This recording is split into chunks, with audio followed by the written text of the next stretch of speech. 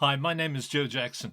And between the years 1990 and 2000, I did hundreds of interviews with musicians for the Irish Times in a slot that was originally called the Joe Jackson Interview.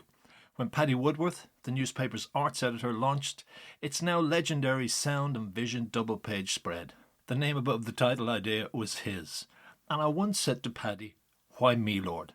I was joking, though editors do like to be addressed that way. Paddy explained that he chose me primarily because we both believe that the arts should be central to political debate rather than relegated to the sidelines, and that as such, popular music, as an outgrowth of popular culture, could and should be explored from a socio-political perspective. What does that mean in real terms? Okay, by way of a lead-in to the tape I want to play, let me give you one or three examples. One of my peers in the newspaper was a renowned rock critic, and rightly so. He loved in particular American, British and Irish guitar-based bands such as U2, who are usually comprised of four white guys. Cool, we all loved such bands at one stage, I certainly did. But increasingly, cultural analysts, and not just feminists, had come to call such bands proponents of cock rock, with all the political ramifications that implies. And I agreed. No offence meant to anyone. So I set out to broaden the net, as it were, to get a gender balance. And I set out to get a genre balance, to give as much space to, for example, Irish traditional acts such as the Chieftains. And happily, Paddy Woodworth gave me the go-ahead to do so. And we agreed that space should not be given to musicians whose primary aim was to sell, say, a gig or a CD, though that is too often the norm in newspapers and magazines. They had to have a good and maybe even illuminating story to tell.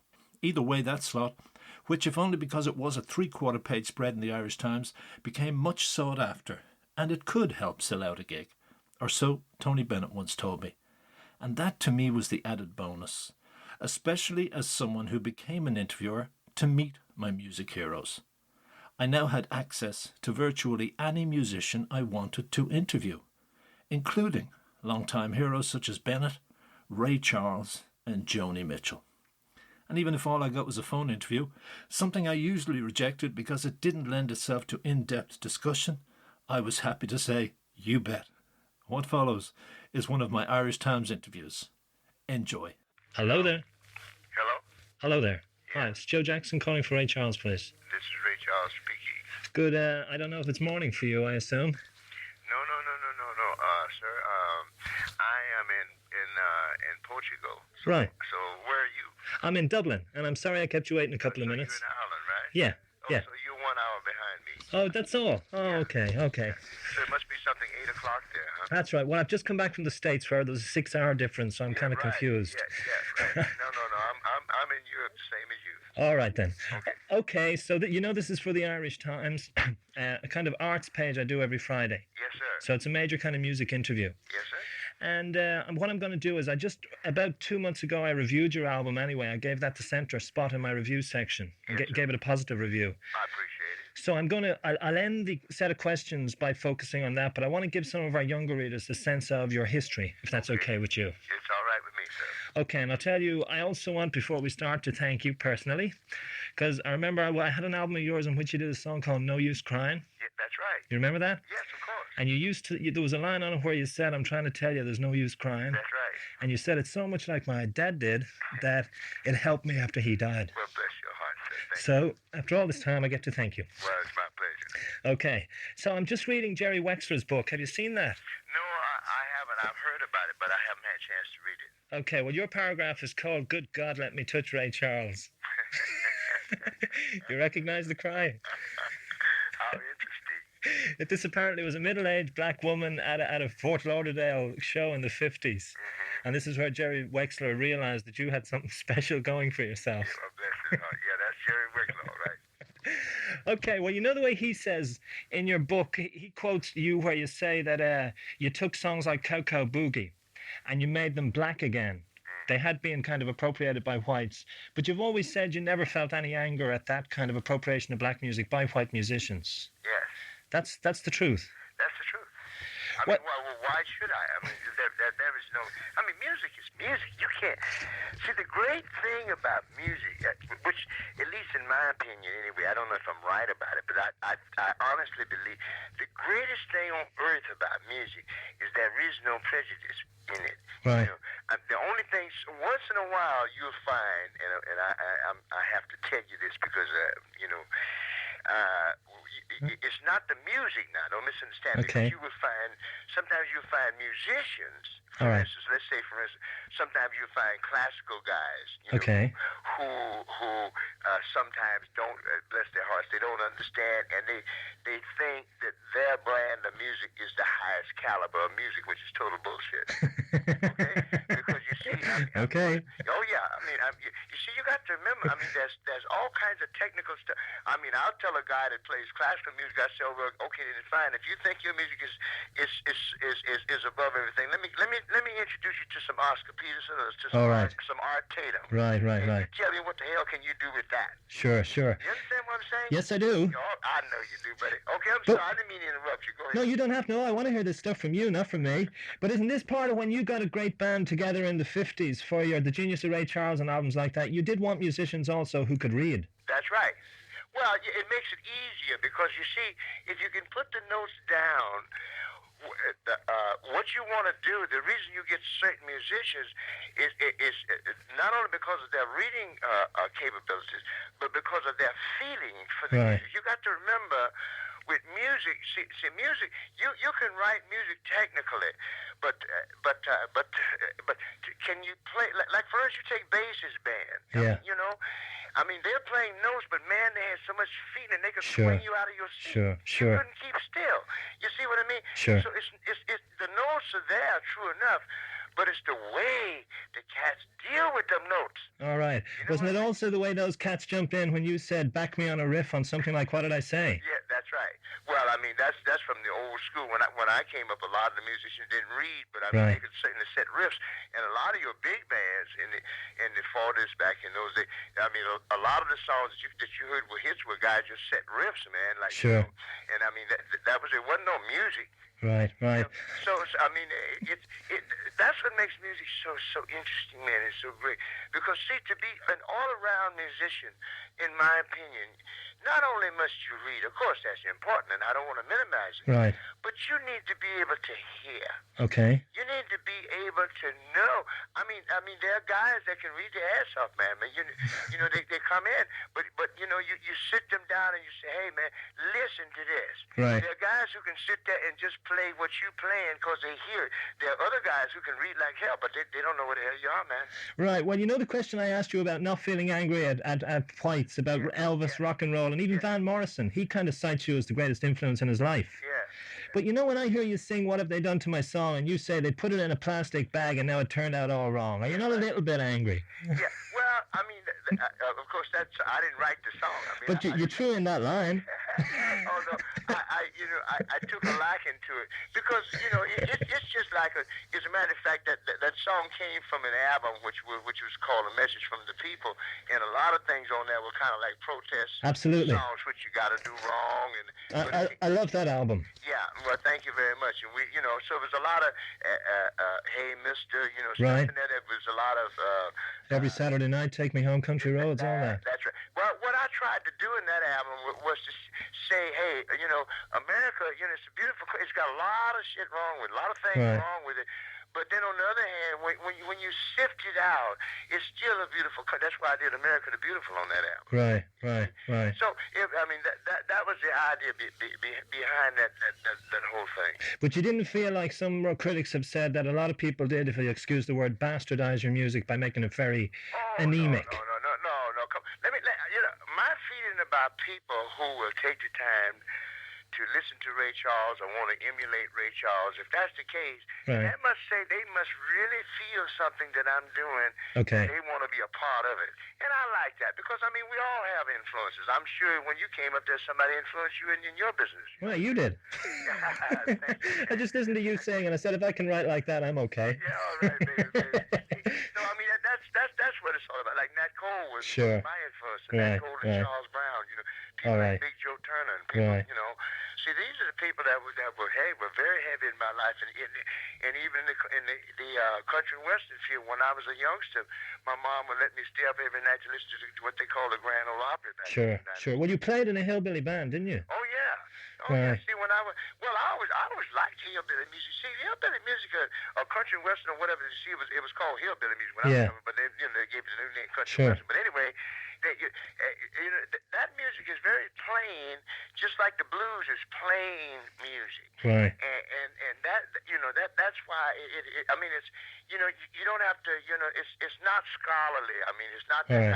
It's just everyday. If you in a country western song or in a hillbilly song, a guy will say, "Hey, I missed you, baby, last night, and I went out and got drunk." Right. I mean, that's it. I mean, it's not decorated. It's just the raw shit, man. Well, what about the fact, your Modern Sounds and country and western music albums were totally groundbreaking in terms of giving a different style of singing to country music, like you and Solomon Burke when he did Just Out of Reach. Yeah. I mean, didn't that change the way whites and blacks thought of country? Yeah. Well. See, my thing was, I think it. In order to really understand where I'm coming from, right. I think this would size me up pretty good. Here's my thing.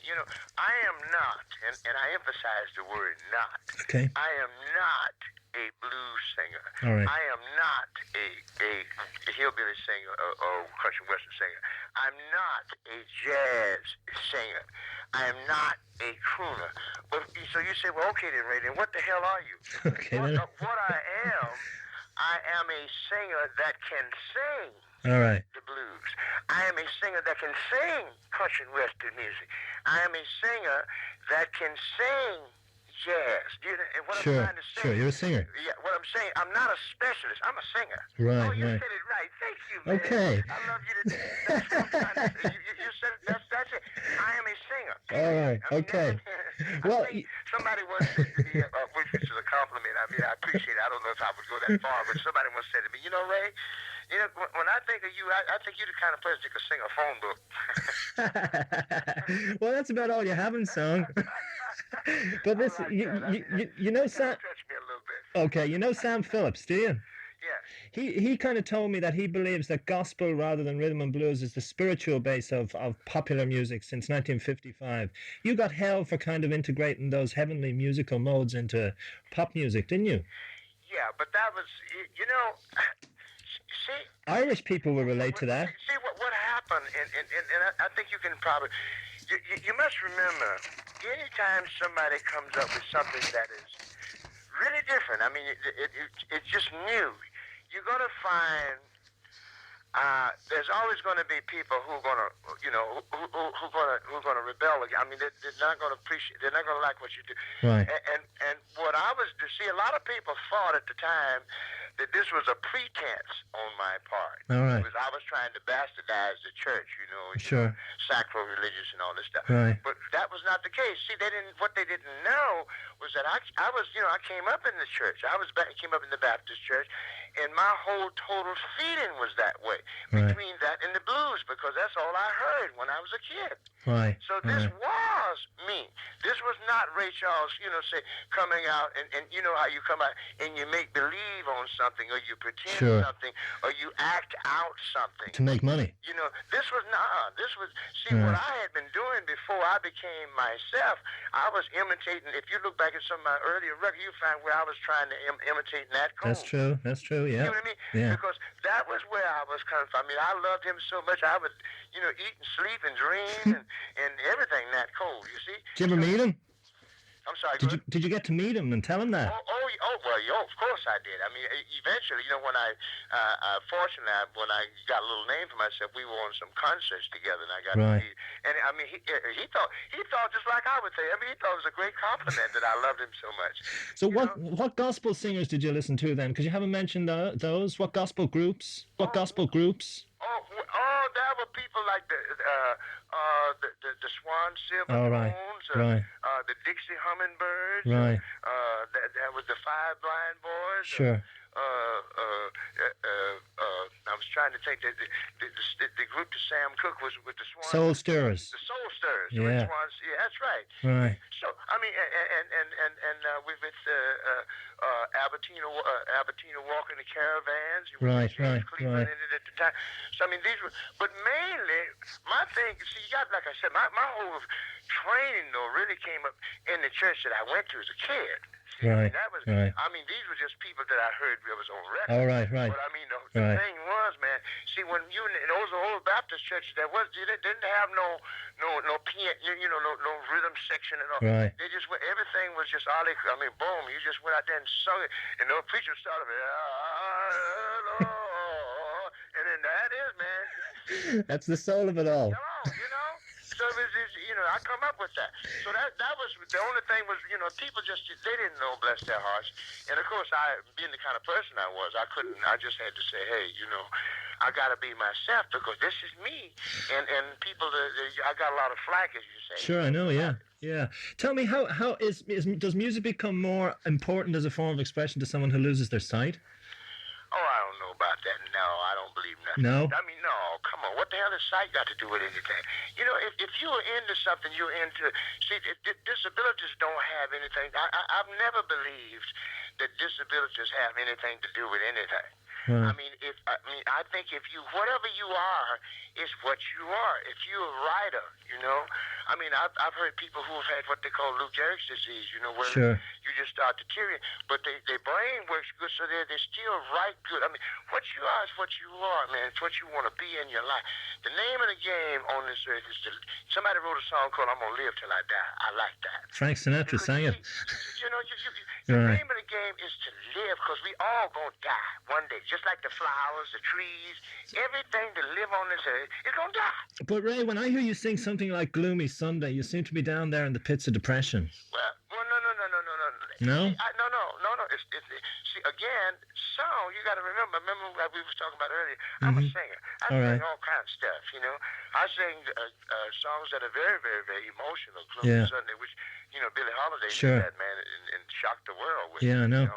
So, but like I said, I sing things that I like. There are many songs that I don't sing, because not that I don't like them, but I can't handle them for me. Right. But you that's it. But you must have felt that bad. I mean, we read the stories of your drug addiction. You must have felt that bad at one point. Well, no. I've never been in the kind of depression that the song "Gloomy Sunday" No.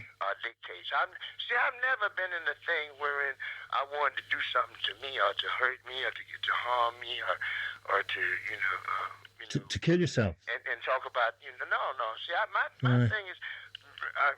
Like I said, man, I just want to play music and get my point over to the world and live, and so All right. therefore I don't. I mean, you can lose me when people start talking about suicide. Okay. Okay. But I mean, how much of what you sing, even on My World, where there's a lot of still a lot of pain in your voice, which I've seen a lot of black commentators say you sing for them. How much of it is rooted to race? Yeah, well, that's people like you who read all kinds of shit into my music. I mean, I have to be honest with you. Okay, fair enough. Fair enough. What I do, again, I'm right back at that saying, I'm a singer, man, and to be a good singer, or to be an exceptional singer, or it's just like being a good actor, an exceptional actor or an actress. All right. You've got to make yourself, whatever you're doing, be believable.